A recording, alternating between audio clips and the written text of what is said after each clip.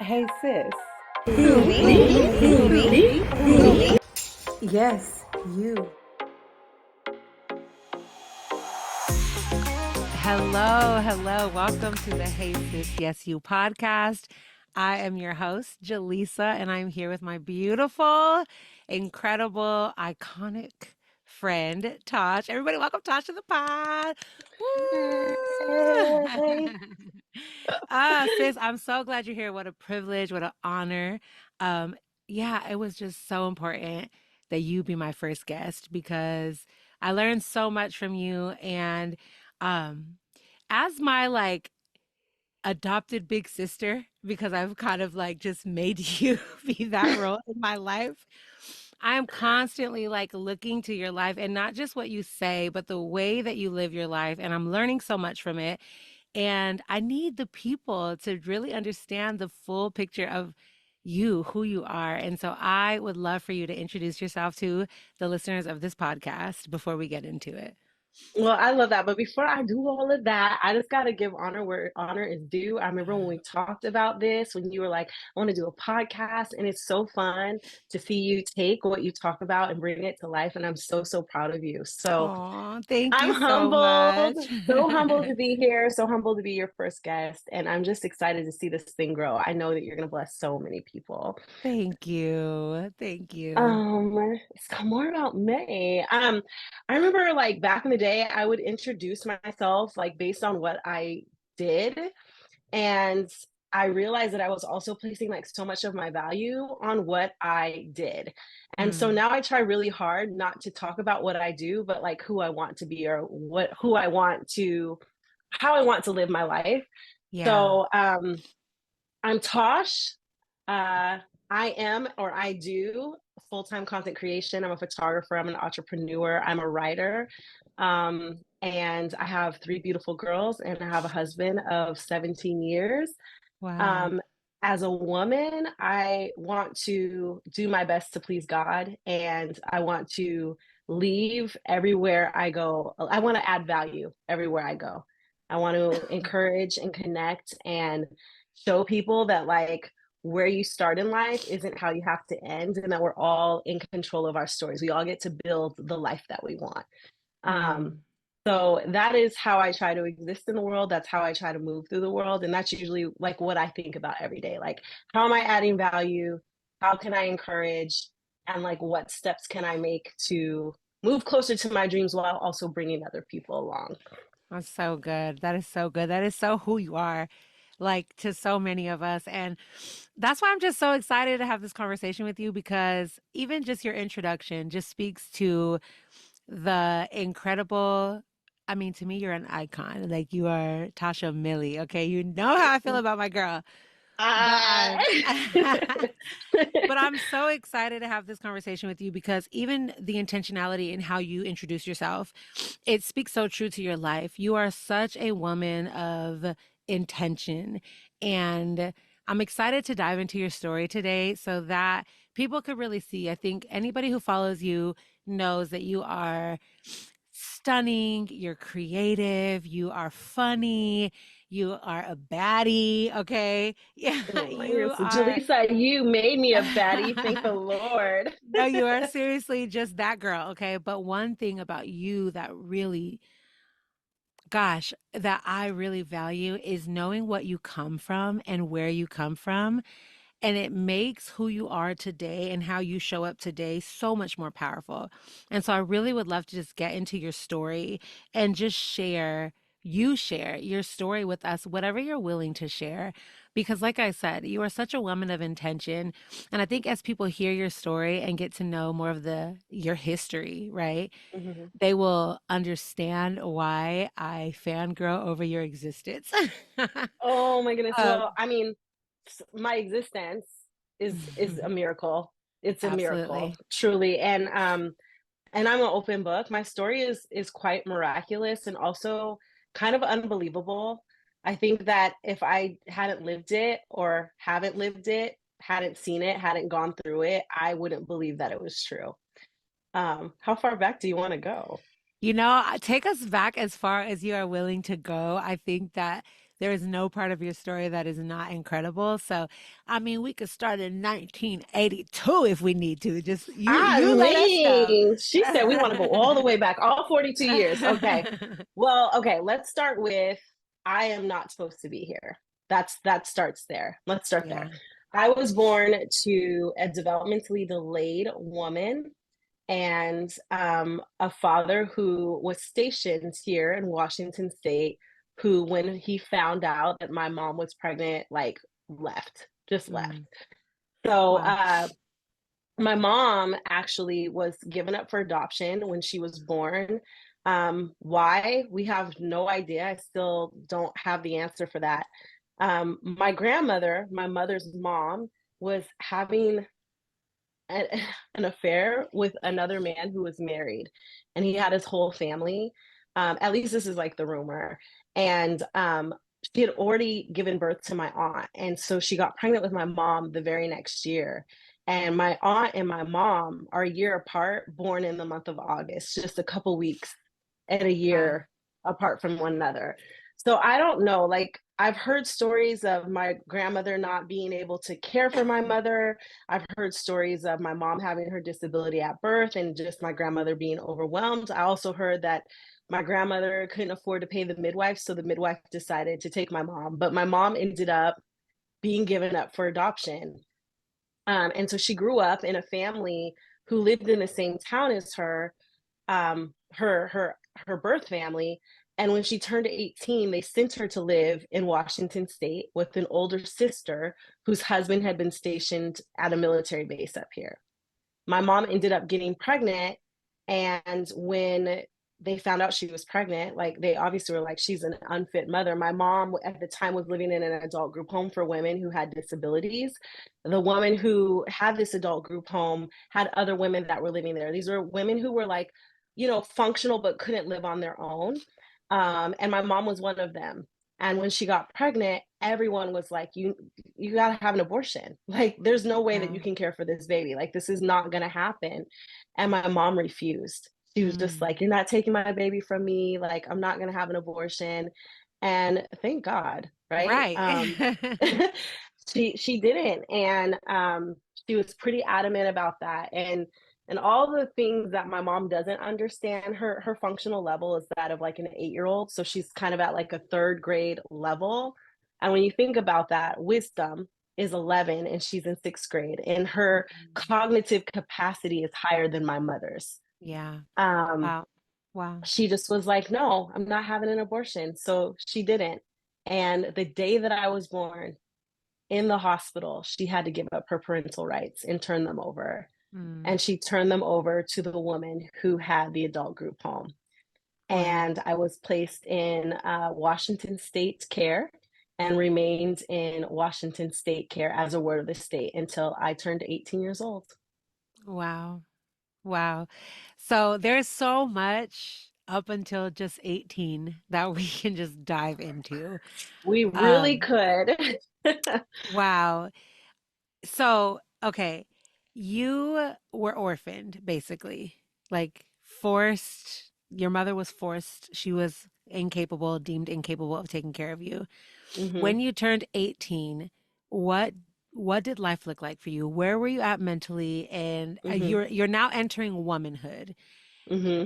Where were you at mentally, and what was that like to become a woman having no true example or mother to usher you into womanhood? Yeah, that's a really great question. Well, I will say the other thing besides my mom not signing that paperwork to abort me, the other thing she did for me is she, in the early years of my life, took me to church. Mm, Um, she didn't like probably know what she was doing. She just knew that that was like a place where she went, where she felt valued. And she would go to church every Sunday morning, every Sunday night, and every Wednesday night. And mm, I would go to church with her. And even when she left the house that we were living in, because she lived with me for a little bit in that house where I grew up, she would come and pick me up and take me to church. And so that was one of the things that I had growing up that was like always a part of me. And I don't know that I realized how God was like guiding me and how I was learning so much from that experience. Mm, Um, until I got into like, I got baptized when I was 19.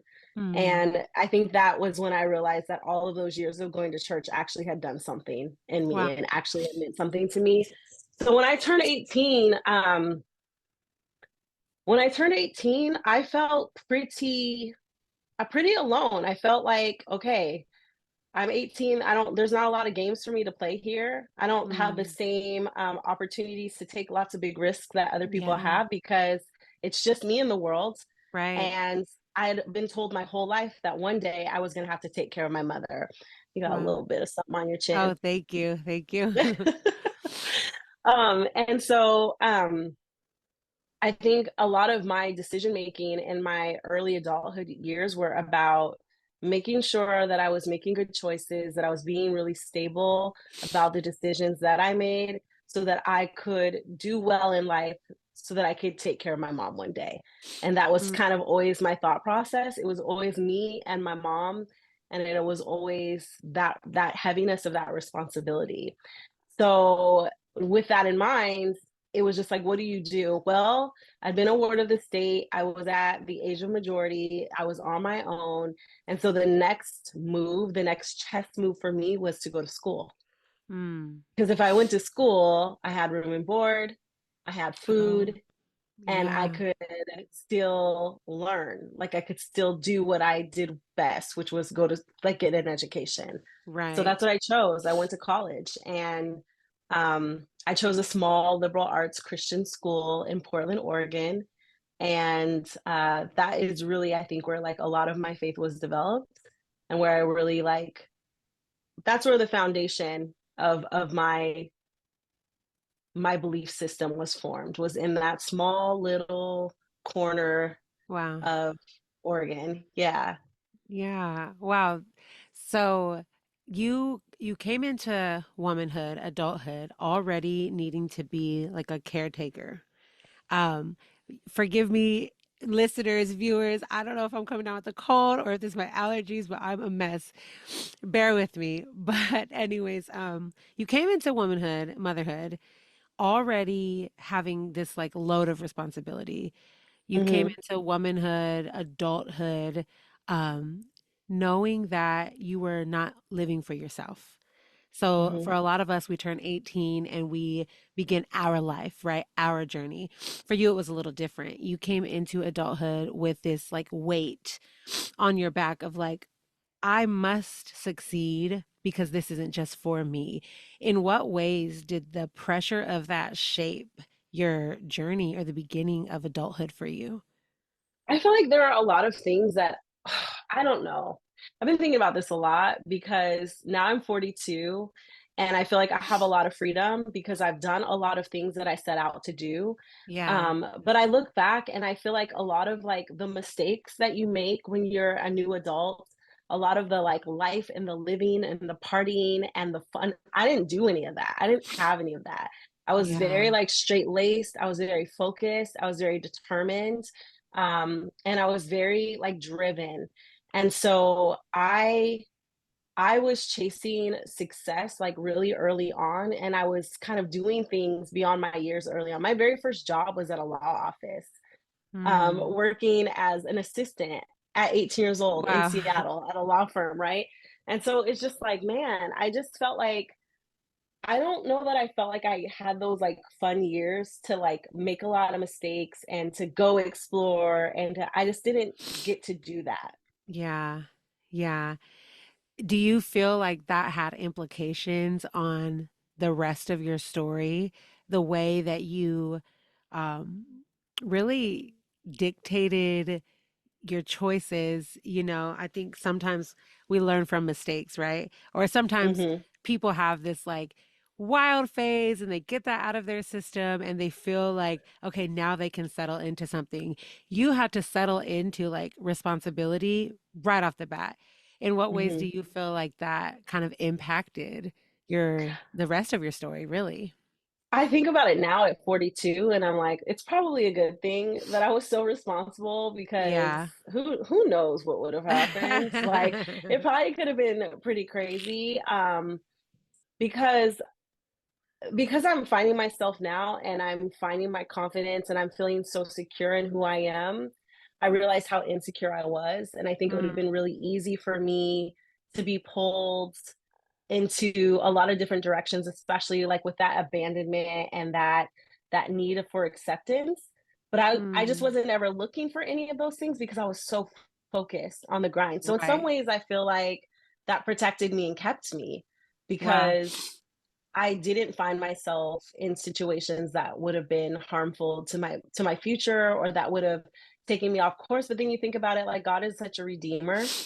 I don't Right. know. I feel like no matter what, I would have been all right. But I think now I'm seeing that in my 40s because I'm like definitely in this, I don't think midlife crisis, but I'm definitely out here living. I'm in my Living. living era. Like I'm getting the tattoos, I'm having the fun, I'm doing the things, but I'm a lot Period. more responsible and I don't need to be reckless. I just didn't have a Yeah. reckless phase of life and Yeah. I think there's some value in that. I'm thankful that maybe I didn't have that. Yeah. Yeah. I welcome the idea of my own children having that with the understanding that we're the parachute that's going to catch them, Yeah. Absolutely. you know, Absolutely. but yeah, I just skipped that phase. Yeah. Well, you mentioned that there was this like insecurity, maybe because of your story, right? And maybe Mhm. the lack of origin that you maybe felt. And so I'm curious, in what ways did that play a role in your identity? So for women as a species, I feel like we often spend so much time trying to really solidify our identity. And I remember in my 20s, women would always tell me, like, it gets better in your 30s. You really start to like take hold of yourself. And then it gets even better in your 40s. And by 50, like, you don't care what nobody has to say. Like, you are set, you are stable, right? And so Mhm. I think that that also could be altered per our origin story. And so in what ways did the way that you were brought up and the your dad wasn't there, your mom was, like you said, developmentally delayed and so obviously incapable of teaching you how to Mhm. be a woman. In what ways did that play a role in your identity as you entered into adulthood, womanhood, and your becoming of a college student, a hard worker, a wife, a mother? In what ways did that give you some sort of an identity crisis? Did that um, kind of give you some insecurities around your identity? I feel like yeah, absolutely. I think that I spent the last 20 years trying to figure out where I fit Hmm. and never really fitting anywhere and feeling like I was accepted and loved, but like I think the best example I could give is that people create this big beautiful dinner table and the spread is amazing and everyone's sitting around it. I felt like I was always invited to everyone's dinner table, but I wasn't ever allowed to eat. Wow. So it's like I'm there and I can see that everyone's connecting and everyone's having a good time, but there was just like no place setting for me. I just didn't feel like I Wow. belonged anywhere. Mm. And even finding, getting married to Ike and being a part of his family is probably the family that I've been in the longest. I still just never felt like I belonged to anyone or belonged anywhere. Mm. Um, the family that I grew up in, I never assimilated to. I was always the foster kid. I was always the girl of the woman who had the disability. I was never really anyone's responsibility or anyone's joy. Yeah. Um, Wow. and then, I married into my husband's family, and they're wonderful, amazing people. But I'm the Black girl who was raised in the Northwest, and they're all from the South. And Yeah. I had a different faith tradition than them. So I was just like kind of always on the outside of that. Like they've always been very kind to me, but I never felt like I fully Right. fit in there, Yeah. right? So my friends were a huge part of my identity and my family.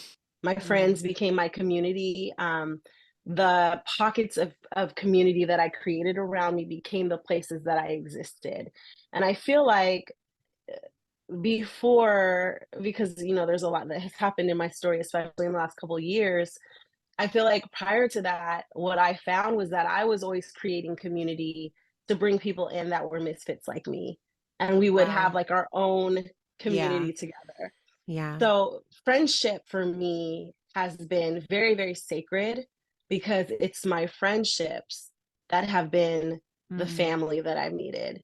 mm. And while I have a mother, I have not been nurtured and cared for in the way, like maternally, in a way that you would expect to be as a woman. But I don't know that I even realized that until I started raising my own girls. Right. Yes. I am like, my wheels are spinning. I'm like, oh, I have so many questions because I know you are a mom of all girls. And Hmm. so there's just so much to that. But first, I want to ask, at what point in your story do you feel like you really started to grab hold of your identity and you really started to like almost formulate that identity for yourself? These are good questions. I should let y'all know Tosh was not prepped, okay? These are all like the first time she's hearing these questions. Yes, I think there are two times that it happened, honestly. In 19, or excuse me, girl, in 19, the I was about to say, girl, 1900s, how old are born in the you? 19s. Oh my gosh, ew, from the last century, gross. Um, in in in 2017, I got really, really sick with the flu, Yeah, and I got pneumonia and I nearly died. I spent 12 days in the hospital. I was in ICU fighting for my life. And when I came out of that experience, I feel like that was a shifting, like a turning point in my life where I really yeah, had to look at myself and ask myself some really tough questions. I remember when I came out of the hospital, just like really looking at my life and going, dang girl, you almost died. And if you died, would you have been happy with with how things played out? wow, And while I had achieved a lot and I had done all these things that I had set out to do, like me, my person, I wasn't really happy with who I was or how things had turned out. And the biggest thing was that I just felt like I wasn't really tuned into myself. I didn't mm, really know what made me happy. I didn't really know what made me laugh. I didn't really know what I liked. And I had realized that I had built this life around what other people had said I should expect and want, wow, yeah, and not what I had wanted for myself. And so 2017 to 2019, I did a lot of work on just getting to know myself, like figuring out where the belly laughs come from for me, figuring out what things made me happy and made me elated. And that, I think, was when I realized how important travel was to my life, or how important being creative every day was to me, how important my freedom was to me. And I would say that that time period was really defining in me figuring out who I wanted to be in the life that I wanted to live. wow, And it was just kind of, I wanted to, moving forward, if something were going to happen to me, or if I were to die, because it was a heart condition, right? Like anything right, could have happened. I right, wanted to know that I was living life on my terms. And I think that was a wow, big moment for me, where things changed. hmm, And the next time, or the next moment where I feel like my identity has been formed, I actually feel like I'm in it right now, to be wow, honest with you. I feel hmm, like I'm right in the middle of it. I have had a lot of really life transforming things happen in the last year and a half. I've had really miraculous miracles from God take place right, in my life. And I've also had really heartbreaking losses that I didn't expect. wow, And I think all of that has really shifted me. And it's caused me to really figure out how I want to move forward. And with the changes that I've experienced over the last, especially 8 or 9 months, there is no going back to the person that I was. wow, There's only figuring out who I am moving forward. yeah, And so I would say I am in that moment right now. wow. That is beautiful, and it has been such an inspiring and encouraging thing to watch. Truly a privilege to watch the ways that you are allowing. And I think that as we're listening to your story, we can all agree that you have done this all the while, is that you have allowed every loss to truly be a lesson. You have allowed every bump in the road to just be a new direction to something beautiful. I think that as I'm hearing your story and as I know your story, I think of all of the ways that in the desert you find wells of fresh water and you just dive deep into them. And I think that something that is really unique about you, Tosh, is I have yet to ask you about all the things you do, right? Which is so funny that you introduce yourself this way. Because as I was thinking about this interview, I mean, if you don't know Tosh, like, where have you been? Are you under a rock? But if you Oh don't my know gosh. Tosh, she is truly like a very successful woman, a thriving content creator, an incredible business owner, a literal world traveler, uh, super intentional mother, a beautiful wife. There's so many things that you do, right? But I really wanted to focus on the woman, Tosh, because one thing that makes all of the things that you do more special is the woman who has been activated almost by the hardship in your life. And I think that is just wild to me because you're talking about like you're 42 this year. Okay. Mm-hmm. You're You talking just gonna put it about out there. You just gonna tell the world, you know my big sis, okay? 1982, okay?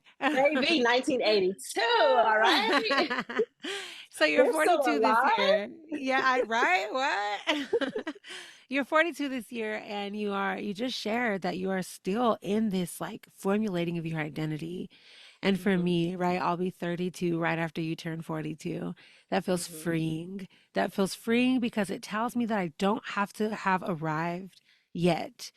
That feels freeing because it tells me that there is still time to know, to get to know myself. And I Oh just my really, gosh. yeah, I So value that so much. And I would love for you to there's so share. much time. Yeah, I would love for you to share. You know, you're raising three daughters. How old are your girls? My oldest daughter, Wisdom, is 11, and then Miss Courage just turned 5, and Little Glory just turned 3. So you have babies, right? And Mm-hmm. you are, I always use this analogy of the butterfly. For a lot of us, it looks like you have emerged and your wings are spread and you are just soaring. But there is still parts of your story that are still being knit together. You are Mm-hmm. still in this like metamorphosis journey. What ways has mothering daughters assisted you in, that finding your identity and formulating your identity? And also, in what ways is raising daughters empowering you throughout your Mm-hmm. journey? Gosh, girl, these questions are so good. Okay, well, for let me start with just having my first daughter. When I found out I was pregnant with Wisdom, I remember just like praying to God that it was a girl Mm, because it was so important to me that it was a girl because of my story, of my origin story. Like my mother yeah, was given away, I was given away. I'm like, right. I need to have a girl. I need to have a girl that's Redemption. raised by Yes. a and a dad, exactly, like redemption reclamation. So number one, like just having Wisdom was just such a big huge healing part of my story because it was just like, oh, finally this curse is broken. Wow. um because I knew like she's going to be raised in a two-parent home by a mother who is fully capable of raising her up and being who she needs. Now when God blessed us with two more daughters, um I was ecstatic. I love raising girls. And I love raising girls because I was the dark skinned, nappy headed, Mm. uh big, huge, thick glasses girl who thought I Oh. was thought I was ugly, didn't fit in, felt like I wasn't good enough. And it's such a joy to raise little Black girls to Yes. take up space, Mm. um, to be confident, to know who they are, to exist in the world freely.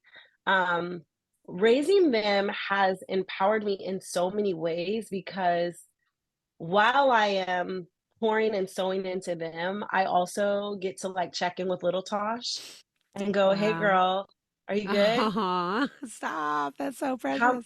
how can I love you? How can I like everything that I do with my girls, I'm doing for me too." It's Yeah. like I'm raising 4 little girls. Like I'm Yeah. nurturing myself. I'm loving on myself. I'm encouraging myself. And I say that because a lot of times you can't teach something that you haven't done for yourself. Yeah. Amen. And so even in mothering, like these girls, I want to teach them to be integrous. I want to teach them to be honest. I want to teach them to be bold. I want to teach them to be courageous. And no one taught me how to do that. And so a Wow. lot of times when I'm telling them things, it's because I'm also having to walk through it myself. Wow. There are a lot of lessons, especially raising a teenager. You know, wisdom is a tween, where I'm telling her, like, girl, like, sometimes we're in relationships and they don't work out. And Yeah. you're being mistreated or you're being disrespected. And sometimes you have to walk away. And we have to have those hard conversations about when I had to actually make those decisions. Or, Right. you know, when you're dating someone, you got to make sure they respect you. And here's an example of that in your father. This is what we do take and this is what we don't. And these are our boundaries and this is what we're okay with and what we're not okay with. And she's seeing me walk that out. And so raising them has been so empowering because it keeps me honest. I Wow. can't teach them something that I am not doing. And Absolutely. so it makes me tap into myself all the time and being like, these girls are watching me Yeah. and they're watching how I walk in a room. They're Yeah. watching how I introduce myself. They're Yeah. watching how I handle situations. They're watching how I deal with heartbreak. They're Right. watching how I deal with success. Am I Mm. arrogant? Am I humble? When Yeah. someone needs help, am I helping? Right. Um, and so I love that because it just keeps me accountable and it keeps me always looking to myself and making sure that I'm being the kind of woman that I would want them to be.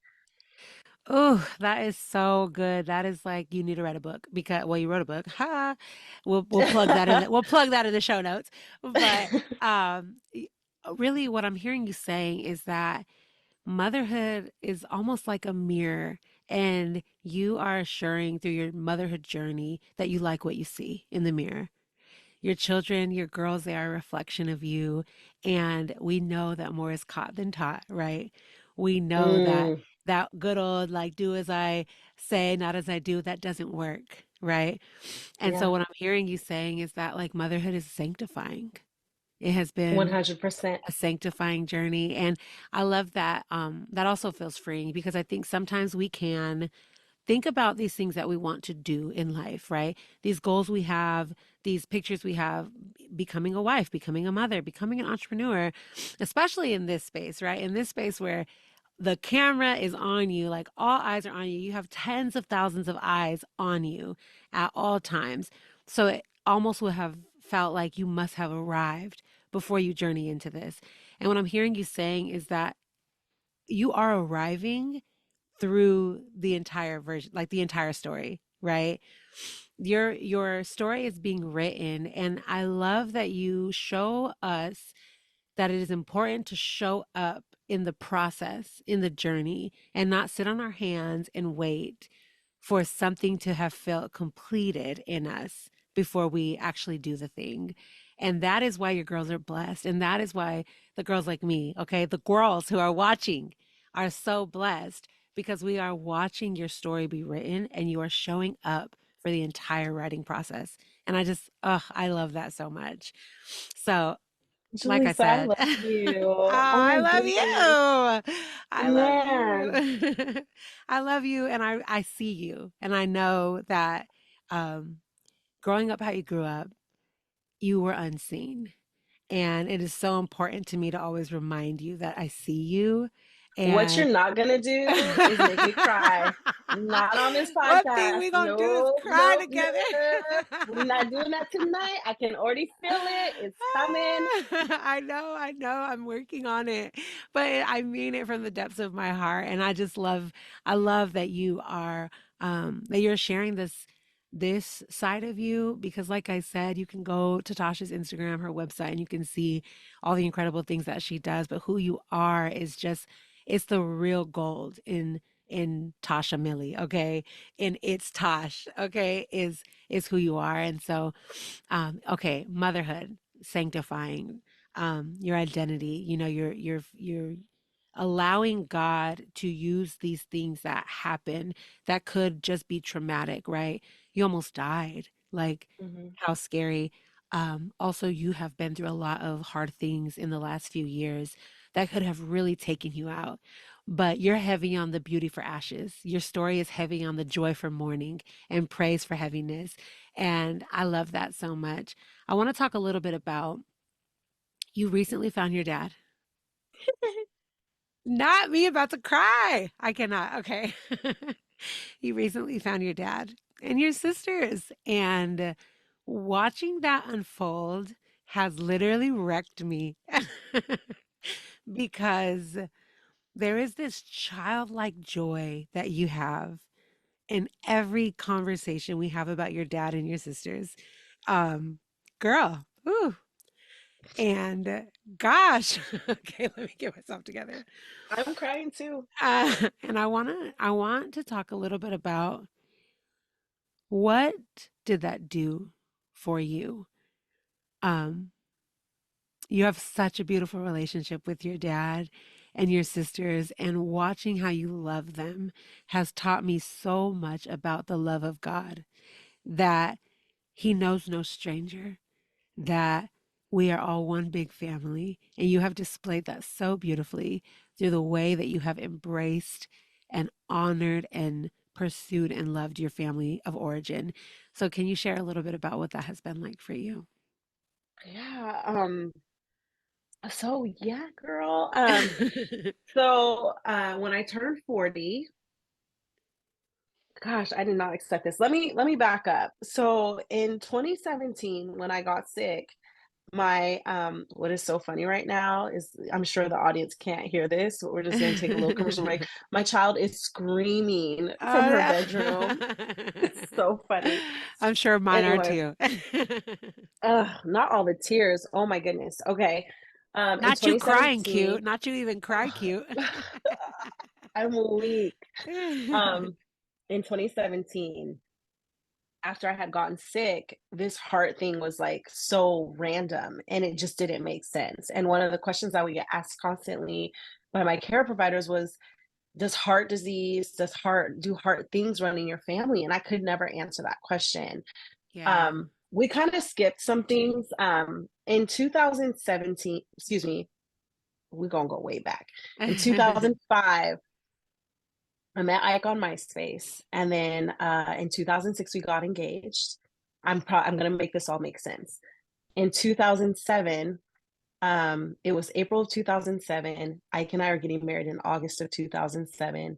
I find this letter at my mom's house when my mom's a hoarder, and we went over. No, for real, not like bad like hoarders, but she's she can get there. I was at her house. I found this letter, and it was written by a man who said he was her brother. And uh, I opened up the letter, and there was a picture inside of him with his family and all the kids. And I asked my mom if I could take the letter. I immediately had come home. I got on Facebook.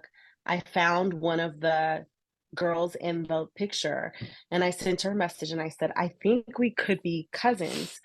She wrote back immediately. I'm speeding the story up.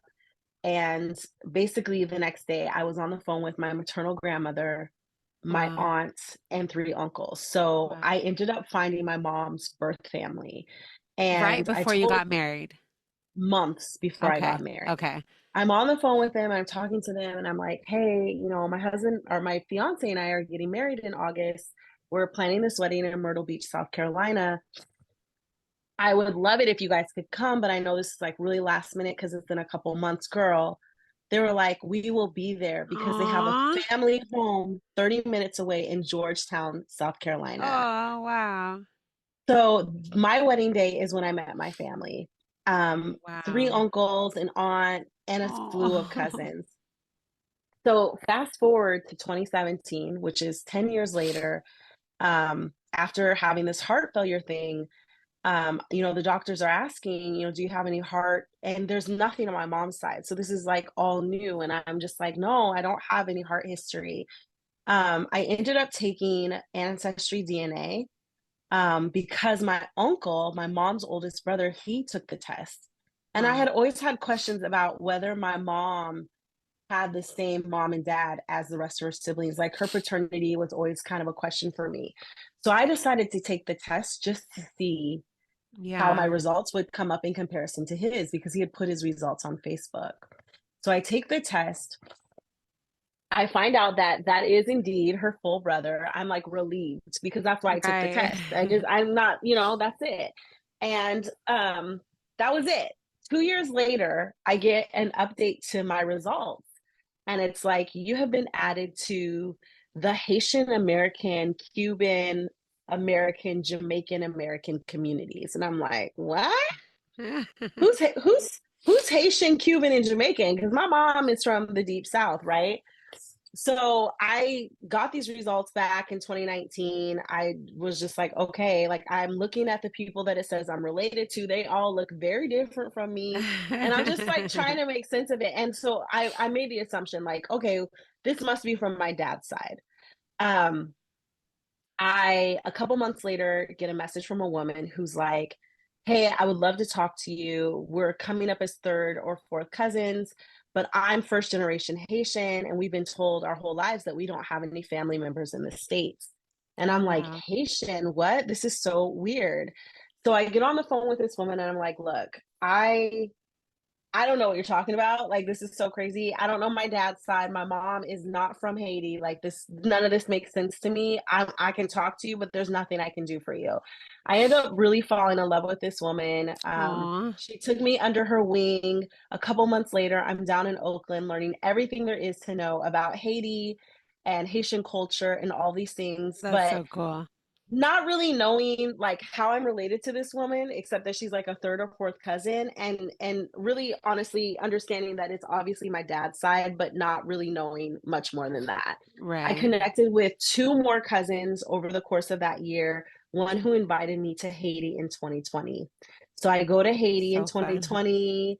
It's like so special. I feel so connected to my heritage. And then I jump headfirst into everything Haiti, everything Haitian culture.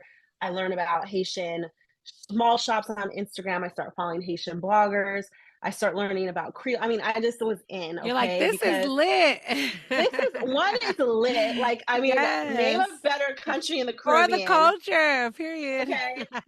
But also like this is my heritage, and whether I Yeah. know my dad or not, like I want to know, like if this is Yeah, who I am and this is where I absolutely. come from, I want to know as much as I can. So I'm in it. I don't Yeah. know who my dad is. I don't even know if my dad's alive. I don't even care. Like I never Mm, even desired to even know who my father was. It right. wasn't a thing. Always wanted a mother. Never really cared about a father. Just was Yeah. not a thing for me. Um, it was only after watching my husband with my second daughter and my first daughter that I was just like, man, what would it have been like to Mm, have a dad? What would have, yeah. those kinds of things. So a couple years have passed now. We're in 2022. I just turned 40. It's feeling like a really defining moment in my life. What they say about being 40 is so true. Everything I changes. see. Baby, okay? No, it's just it's such a beautiful season of both like feeling very secure and confident, but also being open to like Yeah. growing and shifting and changing and Mm. expanding. My birthday was in May. I get a text from the cousin who hosted me in Haiti, and she's like, "Hey, take a 23andMe test." She's like, "There's a lot of Haitians that are showing up on this 23andMe, and I just feel like we might get closer to finding your dad." At this point, I'm like, 5 years have passed. Like, I don't really care. Like, this is probably not going to lead anywhere. 2019, 20, 4 years, whatever. I'm really bad at math. I end up taking the test, and 18 days later, I have a match with a first cousin. And again, speeding the story up, by the next day, I was on the phone with my father. The real gag, though, about all of this is that my dad actually lives 20 minutes from where Ike grew up in Virginia. So I Wow. have been going back and forth to Virginia for the last 19 years, and my dad has lived there for 26 years. Wow. Wow. So when I went to go meet him for the first time, I was going back to a place that is so familiar to me Yeah. that it was just so easy. Um, what has it been like having my dad? It has been so identity forming for me. It has been Oh, such a gift. I yeah. was telling my husband yesterday, we just came back from Belize yesterday. And while we were there, we did a lot of like Afro Caribbean like exploration and kind of culture integration. And I was telling him like just how thankful I am for my dad because my whole life I felt like I didn't fit anywhere and I didn't belong. And here's this man who has been out of my life for 40 years. And the minute he comes into my life, everything I've ever wanted, he gave me, which Oh. is family. And with his arrival, like he did nothing for me my entire life except do the one thing that I've always wanted.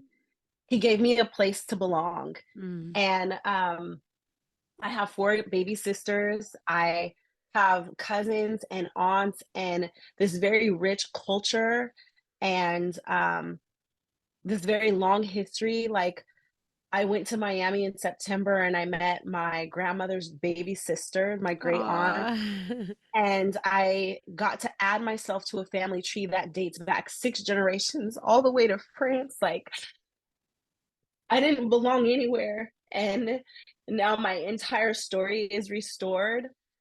I Mm. have this family who actually was waiting for me, like really needed me. And my grandmother passed away in 2008 and she was like the bridge of the family. She was the one that held it all together.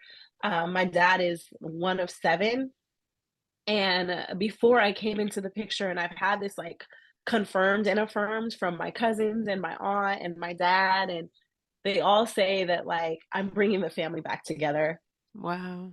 And what is so interesting is when I found my dad, God just kept putting Joseph on my heart and on my mind, and he just kept telling me to like go read and go read and go read. And I just like would constantly just study Joseph and study like the Joseph anointing and just like I would look up the number 40 and like what it meant to God and why it was so important, why 40 was like such a thing. And I feel like at this time in my life, God gave me my family because they needed it, but also I needed it.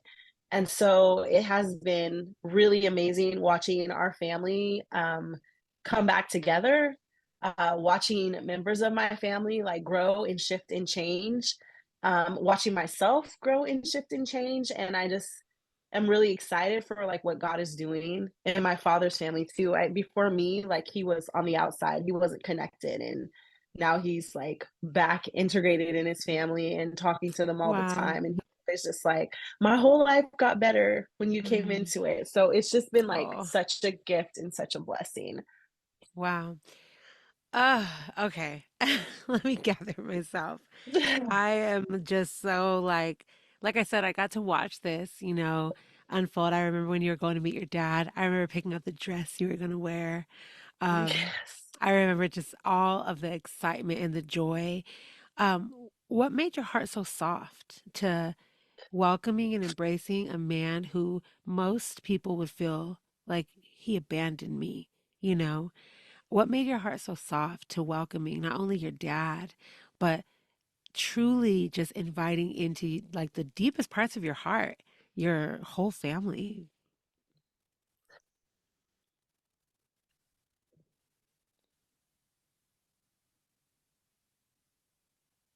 A good friend who encouraged me to Mm, soften my heart mm. and to understand what God was doing.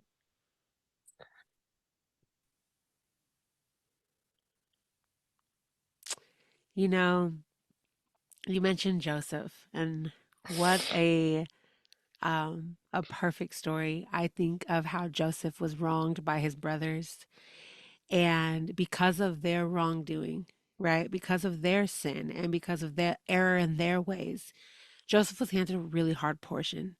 He was sold into slavery. He was mistreated. He was, I'm sure, beaten and all of the things that happen to slaves. He was lied on. He was accused of being something that he was not. He was imprisoned. And then when he was in prison, he was forgotten. And he was faithful all the while. And then the time came. And he was face to face with those who wronged him, right? With his brothers. And he wept and he embraced them and he welcomed them in. And then he got to go be back a part of his family. He got to be there when his dad died and he got to bury him alongside his brothers. He got to have his children blessed by his father that he had been away from for so many years. And you're right, your story is a lot like Joseph's. And one thing that I really love about your story is there is this true Romans 8:28 that we see, right? Romans 8:28 says all things work together for the good of those who love God and are called according to his purpose. And I think so often um, I can, and I know a lot of people can assume that that means that things in life will just be good and things in life will just feel good. But no, the scripture says that God will work all things together. And your life, Tosh, is truly a working of all things together for your good. And we all get to be in your cloud of witnesses and see the hand of God and the goodness of God in your story. And I think your heart is soft through all of the trauma and all of the hardship because God is in you, because God is in you. And I'm just so grateful that you are so willing to share you with the world because so many of us are better off because of it. So thank you for that. Thank you for that.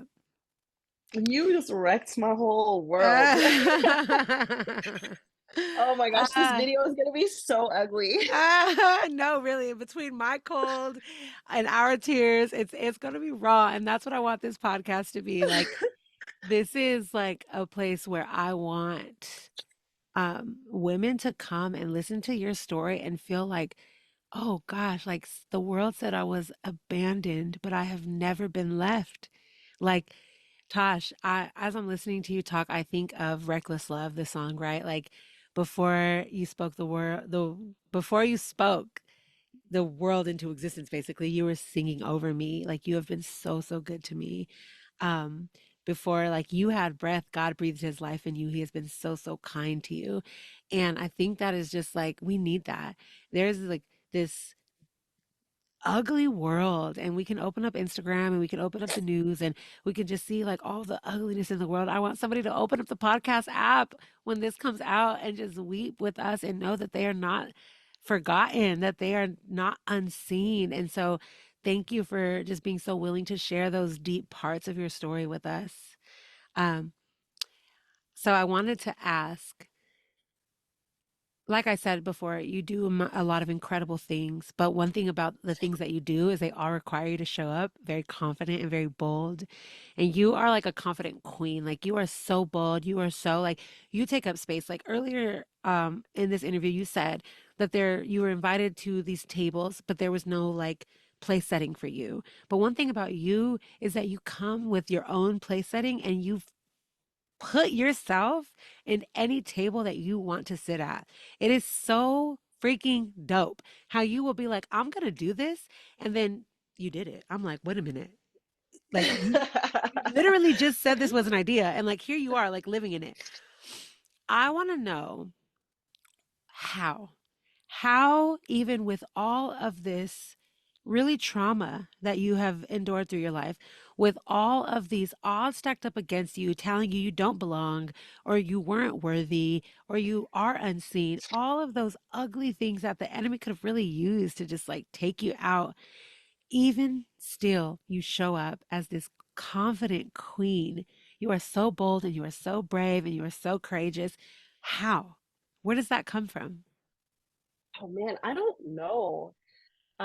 We talked about this a while ago, and Yeah. I told you that like I've just always believed that God was with me and that Yeah. God had his hand on me. Like I really truly have always felt that. I've always kind of known that. And I think that has powered me up to not miss out. Mm. I think I'm more afraid of not trying than Mhm. failing. Mhm.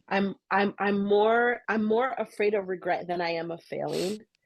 And I just never want to look back and wonder what could have been or what would have happened if, or wondered Mm. like why I didn't try. And Mm. one of my biggest prayers every day is God meet me where I end. Like if I'm Wow. doing everything Wait, that wait, wait, you're wait, wait, wait, asking, wait, wait, wait. Say that again. Say that again. I have been praying for years, especially when I'm afraid, especially when I'm scared. God, meet me where I end. Like Mm. where I don't have the capacity, the wisdom, the smarts, the talent to achieve, like meet me in the middle and help me Yes. carry it out. Mm. And I just believe that if I do my part, that God's going to show up and meet me. And Whew. I hold on to that. Like I believe that. I'm like, you know what? All I have to do is what I can do. Mm. And then I'm going to trust you to come and meet me in the middle and not have me out here looking like a fool. Because if you're calling me to something and you're telling me Yes. that this is what I'm supposed to do, then I'm going to be courageous and I'm going to step out on faith. But you're going to have to catch me, which Mm. means you're going to have to give me the ideas. You're going to have to stay close to me. And that is like one of my prayers, especially more recently. I'm always asking God, like, don't leave me. Wow. The Israelites, they followed the Ark of the Covenant through the desert, and it was Yeah. always there. They always had that cloud. I'm always like, God, be my cloud, like stay Mm. close. I don't want to Yes. be out of your vision because I don't know what I'm doing. And I Mm. need to know that I can look to you and that you're going to be right there.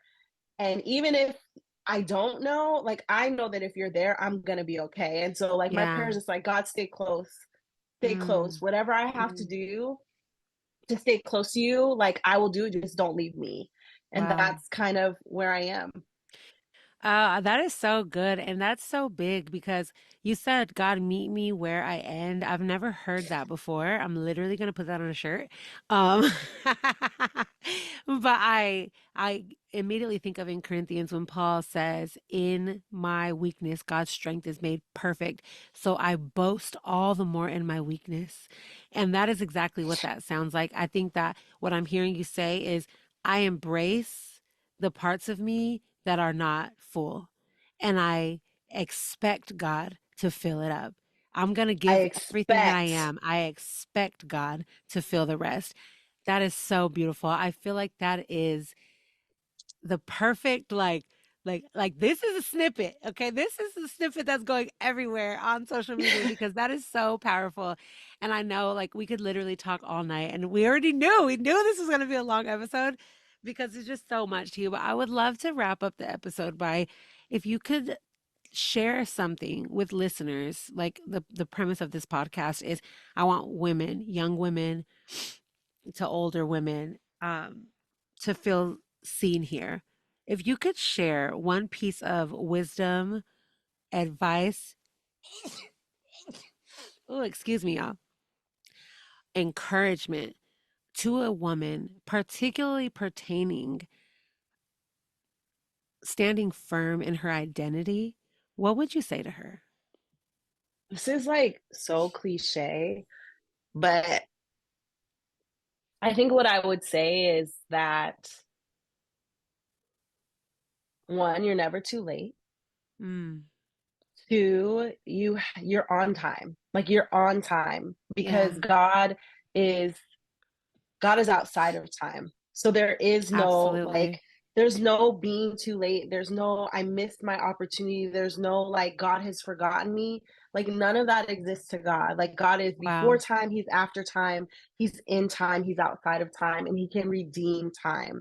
And this was something that a dear friend of mine told me. She's like, you can just go back and ask God to redeem that. Like, He can go back Mm, and He amen. can reclaim that for you. Absolutely. Um, and I think there's so many of us that feel like we've missed the boat, or we might have messed up in some way, or we may have missed an opportunity. And it's just like there is none of that when you're in Christ, because God is like so much bigger than that. He's so much bigger than our timeline. The other thing that I would say is everything that you have gone through, everything that's in you is enough for you to do and be whatever it is that you want to be. Like we Mm, always are wondering if we have what it takes to go after that thing. And you Wow. actually have helped me a lot with this too, because there was this version of myself that I always saw in my head. And then there was this version of myself that I was showing up as. Yeah. And I felt like I lived somewhere in the middle, never really knowing how to get to the person that I saw in my head, but like believing so much in her, but Mm. feeling like I was kind of stuck in the middle because I wasn't Yeah. quite who I was showing up. Like there was more to me, but I couldn't grasp that next level. Right. And one of the things that you did for me was show me that I was always there and that it was Mm. always possible, that sometimes it's about who we have around us and whether they're calling us higher. Sometimes it's about what we have in our hands and if we're actually accessing them. And that's just like a small metaphor for like how I think God is too. I think that Wow. we have these dreams that we feel like we see them, but we don't know how to get to them. And Yeah. we just need someone like you to remind Mm. us that, like, wait, but you actually have all of those things. You just need someone to call it out of you. Absolutely. And so, what I would want to say is, like, look, girl, like, hey, sis, Hey, Sid, who hey, sis, me? yes, you. Period. Look, girl, you have it. You have it Mm. already. You got to get around some good people that are going Yes. to pull that out of you. Yes. Like, if you are not sure how to get to that thing, you got to check your circle because you might be Mm. in the wrong place. We Period. talked about this, like, is our circle moving us forward, or is our circle keeping us caged, or is our circle moving us in a new direction? And Yeah. sometimes the circle that was moving us in the direction becomes the cage because now Mm. it's time for us to go to Yeah. new heights or go in a different direction.